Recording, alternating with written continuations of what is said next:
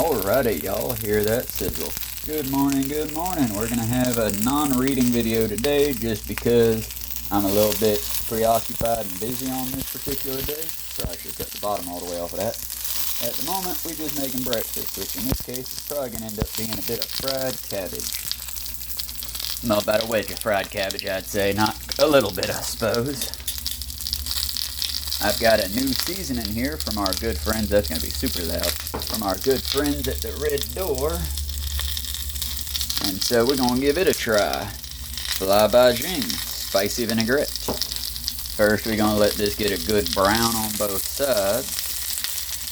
And then we're going to give it a little bit of a saute. Now, what's in the pan, I hear you ask? Well, that's what I call pizza oil. I cooked deep fried a few pizza rolls earlier in the month. And because I don't like to waste oil, I bottled it. That bottle is not very frequently gotten off the shelf, so it don't open so easy. Let's flip that since it's starting to smoke real good. This is hard to do with one hand. There we go. Now we'll turn it and see how we did. Oh, that's pretty good. We got a nice sear, which basically just keeps it crunchy, but also allows it to have that nice flavor to it. We're going to go ahead and move our grabbers. Cats, don't fuck with that, please. We're going to set our grabbers there. Don't fuck with that. You're going to burn your nose and going to hate about it. Now we're going to bring it on down to 3. And we're going to just do the same thing on this side. Just give it a little bit of brown on this side. Our goal is to sear it, but not cook it so much like the last one to where it literally falls apart. I still want to basically cut into it, but we're about to see. Now we unhook our spicy vinaigrette, and hopefully don't overspice this thing. Give it a minute, keep it on wiggling. Alright, now if I did this right, I should be able to set it up without it coming apart. If I did not do it right, I won't. There we go. Little brown on one, little charred on the other. Stay out of the pot, Zuko. Zuko, give me a second. Off my counter. Thank you. Alright, now. In other news, just a little bit of the John sauce. Make sure I got that evened out. I'm looking through the camera, going to end up just pouring this in my pan. Now we just let it sit on it for a minute and work its way around and through the veggies, because we've got to flip that over, and it's going to make a lot more noise when that vinaigrette hits the pan, as you can hear. And I was thinking about, like, I had quite a few responses to a video, well, not a video I made, but a video I was responding to. And, you know, I want to, like, break the rumors. I don't like capitalism. I know, shocker. But I do respect certain capitalists. Farming While Beige is a capitalist I respect because he believes in selling a product that he has genuine pride in. It's not for the love of money, it's for the love of the game. Now, while I would much rather him be a socialist, and in my mind he is a socialist, I can respect him if he's a capitalist. Bear Peter, my roommate, who I care about a great deal. He's a capitalist that I respect, even though I do not respect capitalism in any form or fashion. But much like the old saying goes, if you scratch a capitalist, a fascist bleeds, I think that's a little bit too... It doesn't give it justice, because if you scratch a capitalist, one of two things bleeds. Either a socialist or a fascist. And if you scratch a socialist, well, then it's either a capitalist or a communist that's bleeding. End of the story, I think we should all be communists. I don't know what that means on our American soil, because I don't think the Chinese method would work here. But at the same time, I do think that it's asinine that we've got a new Looney Tunes movie coming out, not by Warner Brothers, because they sold it and made a cool couple million out of nothing. They bankrupted on it.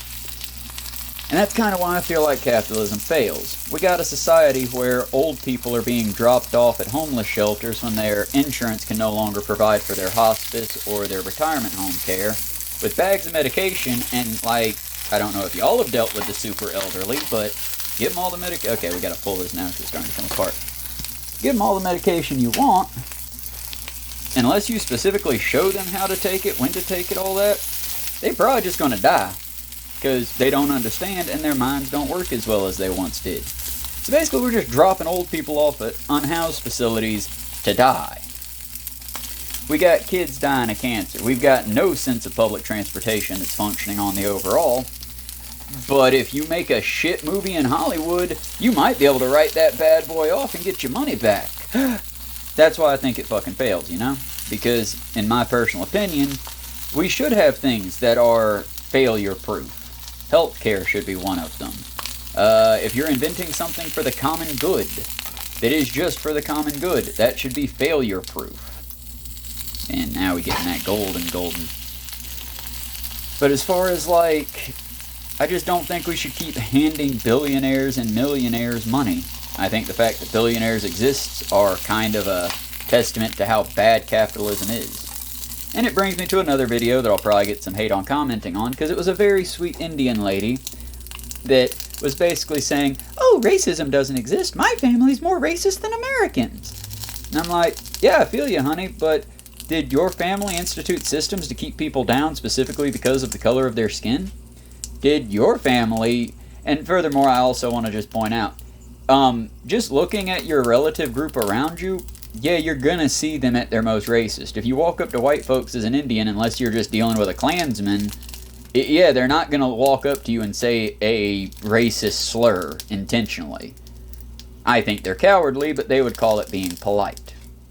Say what's on your mind, say what's in your heart. At least then I know where we stand, you know? But, like I said, those are just my little rambling thoughts. I'm about to eat this and hopefully I'll feel better, because I have not eaten today yet outside of a small bowl of pears. And I've got work to do today. Like I said, I got an entire rolling dumpster full of trash off the U-Harley Road yesterday. I plan on doing that again today, hopefully going further, since Americans are great at trashing things and terrible at cleaning it up.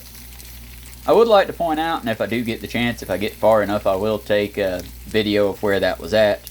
There was some lady dressed all in red who looked like an older lady from the gray hair. Could be wrong, could be hair dye. She was at a distance, and I wasn't about to, you know, run up to a woman in the woods. That feels very predatory. But she was just out there on the edge of the woods picking up trash. And when I showed up, she vanished. She kind of just walked up to the driveway and went up the big, what a lot of folks here call the haunted driveway. Mostly because it's a very long private drive. And honestly, maybe she was just cleaning up her yard. But y'all, doing your part counts. If all you do is pick up the litter out of your yard, you're doing great. I'm gonna applaud that. Baby steps, y'all. Also, half of Georgia's on fire. All of Middle Georgia is under a burn ban currently. Be safe out there, y'all. Alright, we're gonna eat this later. See y'all later.